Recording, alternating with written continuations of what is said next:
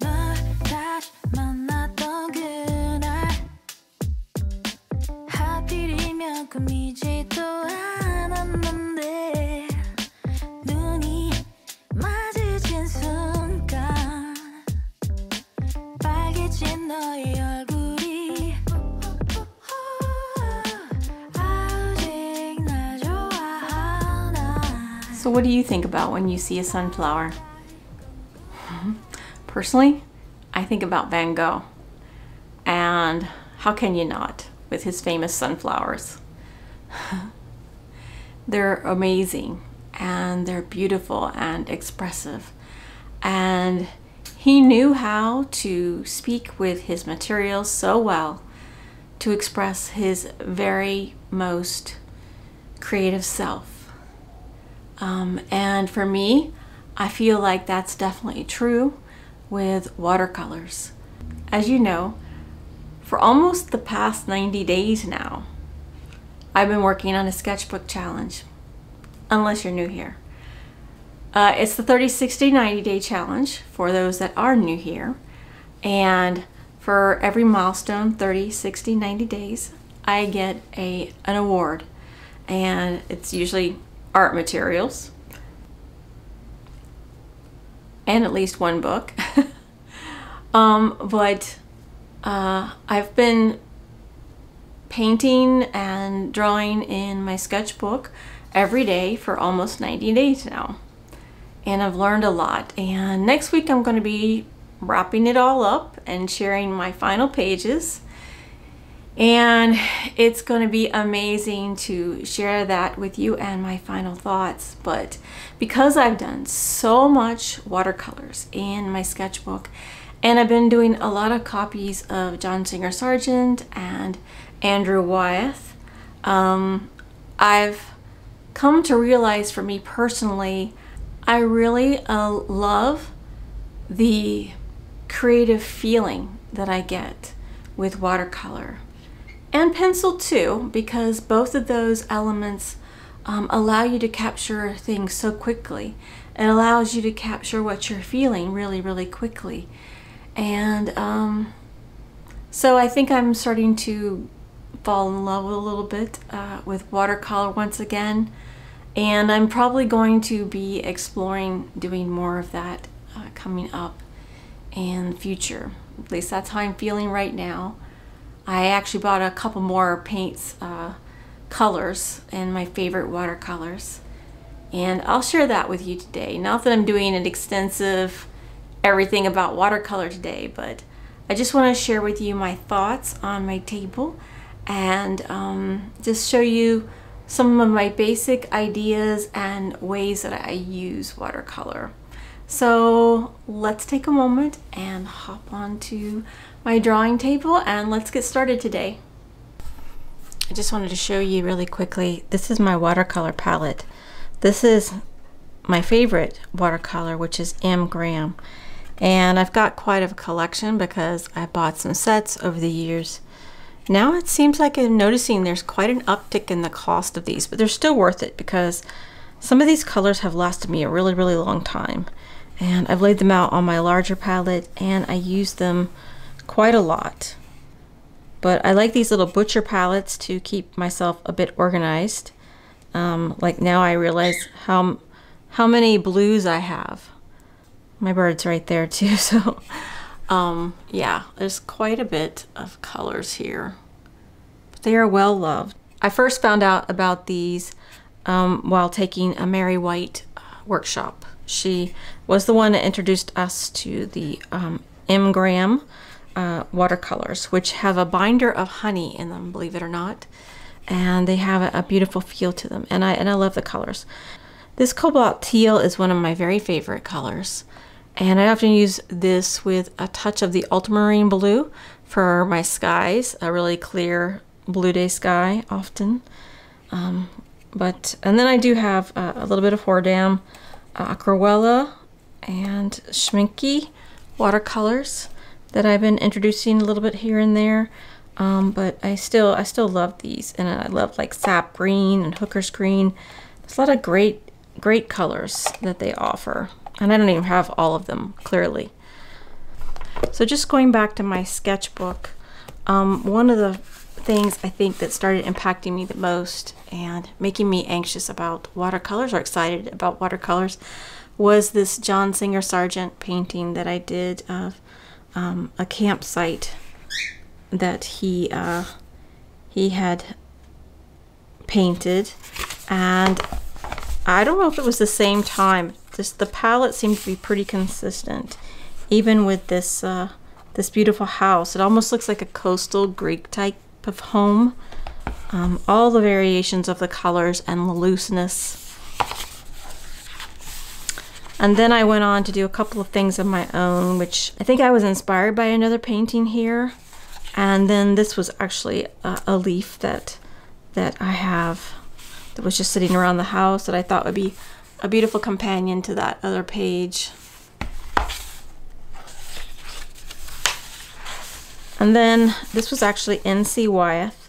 It was technically a painting, but I did it in a very loose watercolor style. But the way that the painting was painted, even though it was in oil, it had a looseness about it that I think was very complementary to watercolors.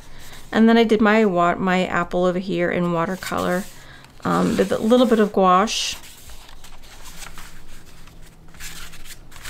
And then without showing you too much, this is something that I've worked on this past week. So if you know anything about John Singer Sargent, he's very famous for a particular painting, and that painting is called Madame X. And he did a lot of studies of Madame X, and this was one of them in his watercolor book. And I'll share that picture in just a second.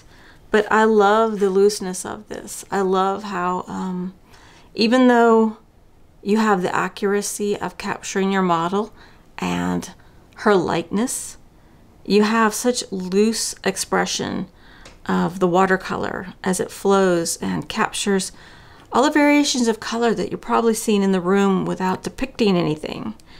And I think it's very flattering, very freeing, and very creative.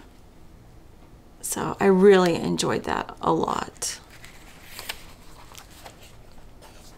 So one of the most important things about watercolor to remember is that water is the vehicle of watercolor.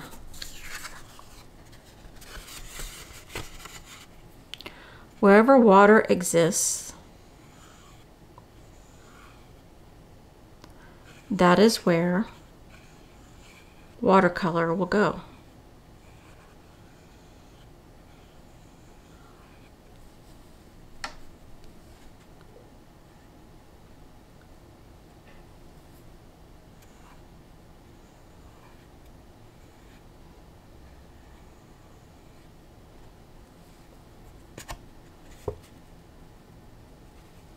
So you see I've made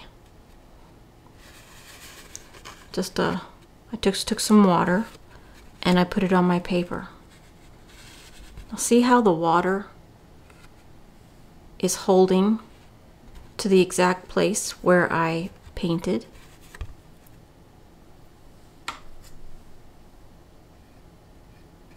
Even when you go back, unless the weight of the water becomes greater than the angle that you're doing, it will hold.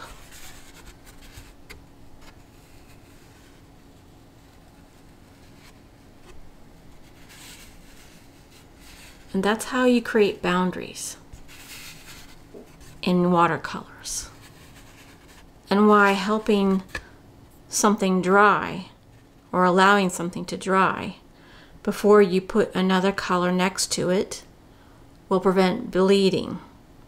But if right now I went ahead and put another color next to it while it was still wet, the boundary would be broken and the two colors start bleeding into one another.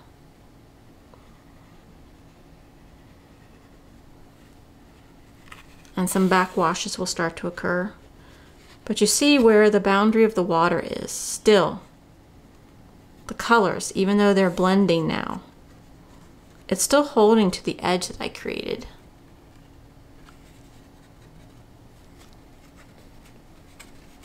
And it's the understanding of that that helps you paint with watercolors. Also, understanding your materials and building up a relationship with it allows you to expand your abilities to create with watercolor. But once you get used to the nature of watercolor, once you build a relationship with it yourself, because it works so quickly, you could begin to express yourself, and your creative nature will start flowing very, very easily because it works so quick and it's so unpredictable. Like even now, even though now I have so much on my piece of paper, I can expand this. While it's wet, I can still kind of merge it together. It's only if it dries that you might get a line, but sometimes you can kind of like scrub it like this, and it will begin to flow together and look cohesive. See how this island really has pretty much stayed pretty clean, where I didn't even put the water to begin with. And even though I put more color and more water, only the places where I've touched the paper itself with water, even though it was watercolor saturated with lots of water, it still has not left the boundary that I made. Let's do a different boundary over here, even though my watercolor is slightly tinted now from cleaning my brush a few times. But let's make a completely different shape. In fact, let me do a little loop down here. I know you can probably barely see this. I'm going to do a little loop at the bottom. Now,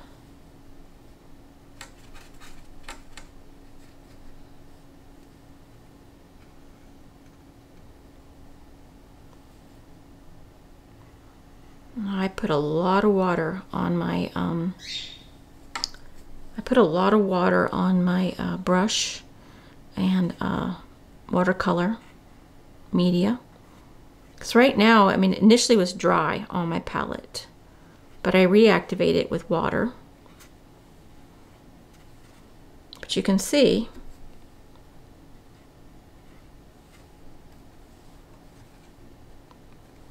as I move the water around, how the water and the watercolor flow together. See how it's holding that boundary that I made? Even though technically there's a little bit of bleeding, just a little bit of bleeding because of the paper itself, but it's holding the water. And see how it only goes where I have placed the water. And then it dries. Now if you put too much water, if you've got a color down, you put extra water on top of it, you can get what's called a backwash look. It creates like a line when it dries. And this particular media for some reason has become very granulated. And I don't know why. Because over here it didn't seem to be like that so much, but it's granulated over on this side. See how even though that shape was completely unique, it held the actual shape that I created with water.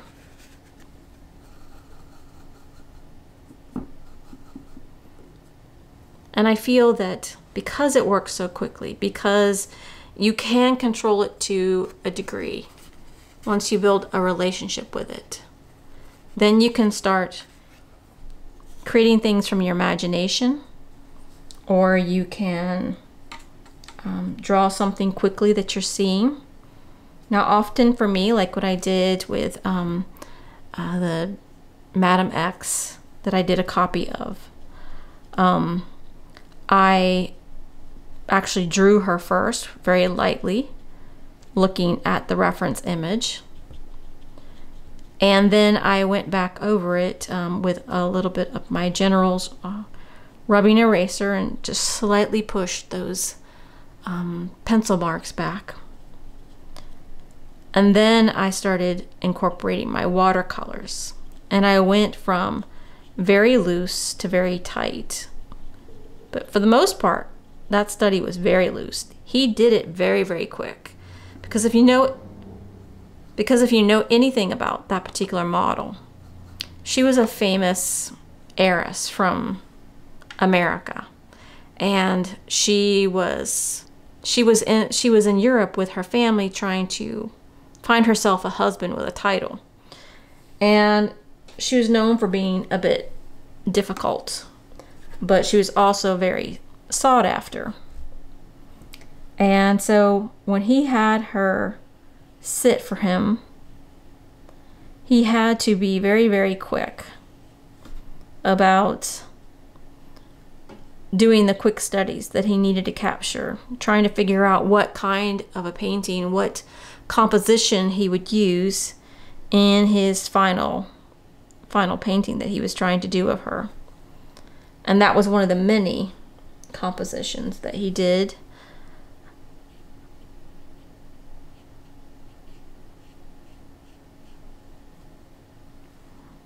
You can see how I just winged a little tree here. It's really nothing, but I love the variations that I got. Now you can do this on purpose. I could have started off very light and then washed it down to where the bottom it was more dark. You can even dab. So for example, and I do that a lot, to be honest with you.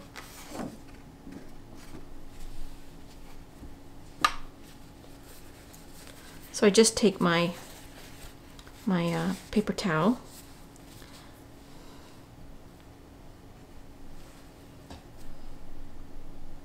and if I want to lay more in,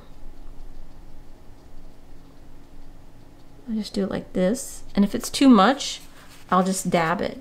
I'll dab it where if I feel like, oh, it might cross the boundary that I have set, or where I want it to go, or I want to do something else with it, I can control it by having a little bit of a clean paper towel with me.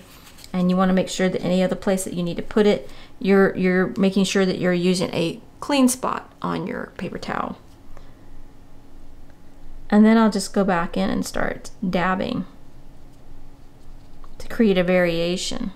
And I did this, if you saw my orange, that's what I did. I put down an initial shape of the orange. I drew it out and then put in the initial wash. Usually you work from light to dark. And then I just dabbed it and kept working up on it, and then just kept adding extra layers as I went. So like even here, if I want to push this back a little bit, I could do it like this. Just dab that out. See, already I've made it where I flipped it a little bit. If I can straighten my paper out here without messing it up. And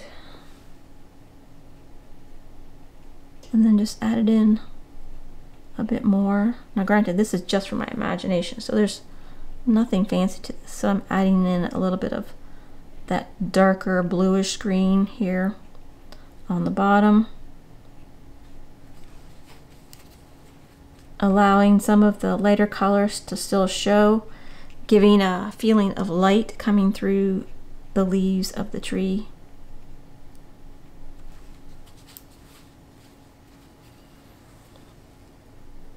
And then with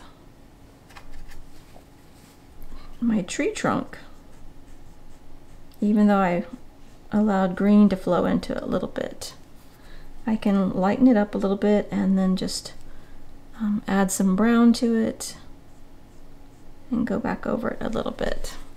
And then I can even touch it a little bit like that to get something unique, something more like what I want. So slowly, even though watercolor is very free-flowing and unpredictable in ways, you build a relationship with it, and you learn how to control it, and you start understanding the principles of how water works and how the color works with the water. And that's how you can begin to express your creative spirit using watercolor so freely. Even if you want to do something really abstract, like these shapes are pretty abstract. Even if you don't feel like doing something complicated and a lot of drawing, you could do a series of abstract shapes and just play with your colors and just have fun learning how the color works, one color next to another, learning how the water flows and how water of another color, using another color and using extra water, how that will go back and affect. So let's, for example, let's do something, let's see.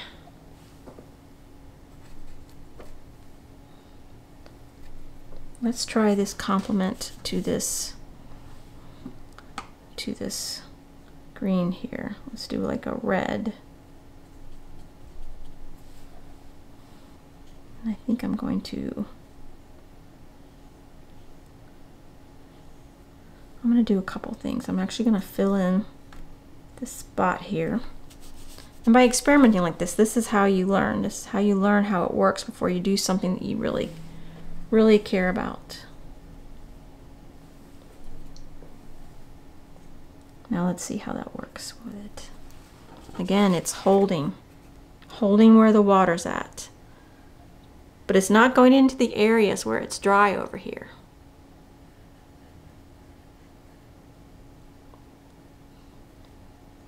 So see how you can create all kinds of interesting things, even just playing.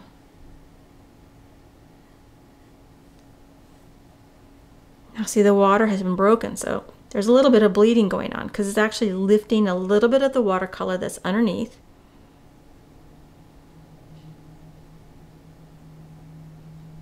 But it's holding. You see how it's still holding? Now if I tilted this much more, because it's very much in capacity right here, right now. I don't know if you can see how thick that is, that it wants to drop. It badly wants to drop right now. That a little bit more of an angle to this paper and it would drop. And that's how you get that drip effect that some people want.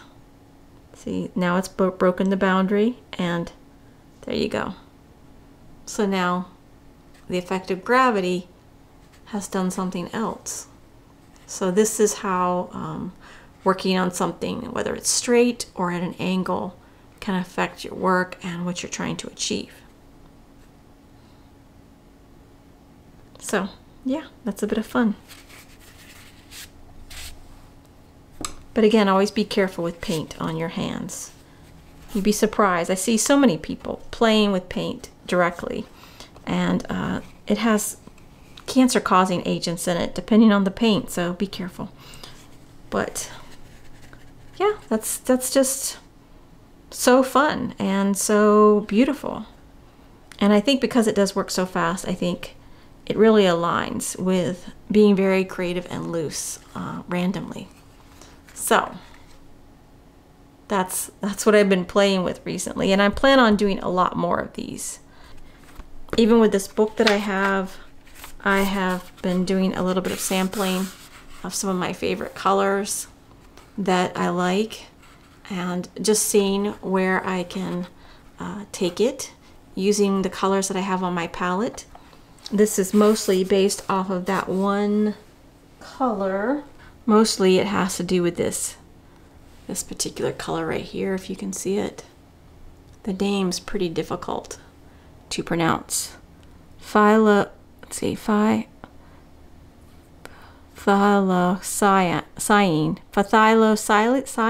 green. It's a bluish green. It's a very bluish green. It doesn't always work in trees and stuff, but I love, combined with some of the other blues and yellows and greens that I have, I can get some really lovely teals with it, and they're just really attractive. And then I played with this over here, doing a wash and using some ochre color and sap green. So anyways, yeah, I feel like that's really good for the soul, and it helps you learn. And that's how I learn about And that's how I learn about watercolor, is just by playing like this. So that's pretty much my current testing and playing. But I hope me sharing with you my thought of how watercolor is really a vehicle for water. And I think as human beings, since we're water-filled biological beings, we really can connect with the concept of using water and being very loose and expressive with it. So that's a bit of fun. And this one I really love. It's so pretty. It almost looks like a little heart in there, doesn't it? Probably could go back and make a little heart out of that and just cut it out. Hang it up on your board as a little bit of inspiration. So that's a bit of fun today.